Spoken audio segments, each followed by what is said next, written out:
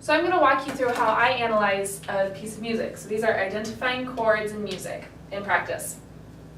So the first thing that I look at when I see a piece of music like this is I look at the key signature and I figure out what key I'm in.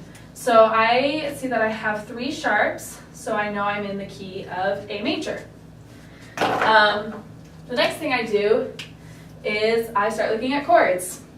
So to begin with our first chord, we have an A, a C, an E, and an A.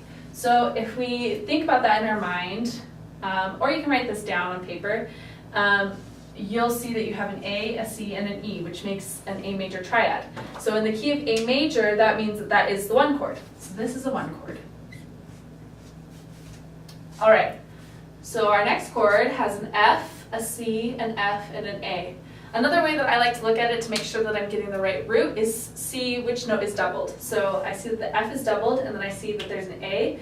And then if we just move to that C right here, we'd see that we have an F major triad. So that is a 6. Because it's actually F sharp and C sharp, which makes an F sharp minor chord. Going on, we have C, C, E, and then G. So, C sharp, E, and G. Sorry, my bad. And we know that the C's doubled, which is a good indicator that it's probably our root. And so that would be our minor 3 chord. Going on, we see that we have a D, an A, D, and an F sharp. So if we just moved this F sharp down, right here, you'd see that this would be a D major triad. And D in the key of A major is A, B, C sharp, and then D, so it's the 4. Moving on, this is just a passing tone because there's no actual chord underneath it. We don't need to worry about what that chord is. We'll talk about passing tones and those tones later on. Going on, we have a D, a G, a B, and an E. And this one's a little bit trickier. So because there's 4 different notes, we're going to be dealing with a 7th chord. So we need to find a way to stack this to make it a pretty 7th chord. So if, for instance, here, I'll write out a staff for us so that we can figure this out. One more.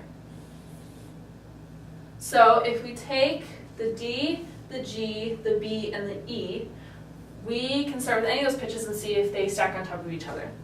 So I'm going to start with the E, and then we have a G, so I'm going to cross them out as I write them down. We have a G, and then we have a B, and a D.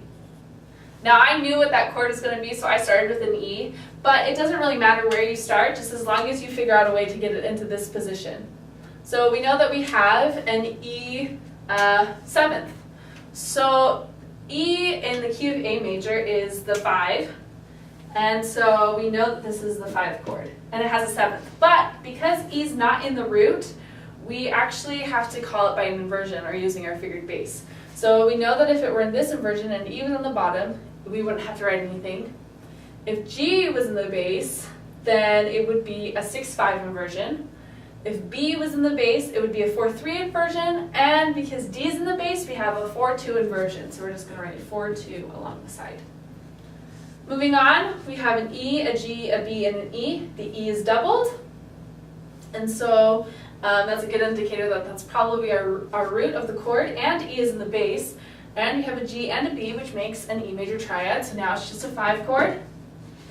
And our last chord has an A, a C, and an E. And we see that we have 2 A's, which is a good indicator that it is an A chord. And we can fit in the C and the E right on top of here, so C, E. And that means that it's our 1 chord.